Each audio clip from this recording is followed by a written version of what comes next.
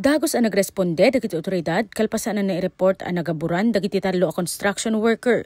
Bayat ti panagkalida ti drainage canal iti likod ti maysa nga hotel iti Barangay Balakad, Lawag City. Iti inisyal nga investigasyon, bayat nga addadan ti kauneg at 2.5 meters dagiti biktima. Kaila at ang nagregga iti daga anang gabor kadakwada. Maipagarup alimukneng ti daga kalpasan na nadadael ti tubo ti danom. So nagline kami doon. At the same time, nagtutulungan din yung staff ko together with the BFP at saka mga construction worker na yung hukayin para may ilabas namin.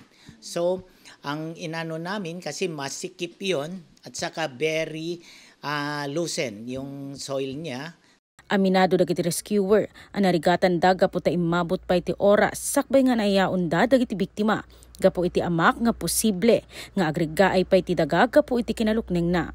Naitaray dagiti talo iti ospital, ngem na ideklara a dead on arrival dagiti dua a biktima, nga agtawen 41 atubo iti Isabela, ken ti 32 titawen na atubo iti Metro Manila. At damit ten itinatalged a kasasaad ti maysapay kadagiti biktima, nga agtawen 36 atubo iti Batangas. Ang paalala lang natin doon to safeguard yung mga natin sa mga natin, dapat may safety officer na titingin muna before na gagawa sila. Kasi nasa naman sa iba is may safety officer to see to it na safety yung mga trabahador natin. Tere Sundayon, Balitang Solid North.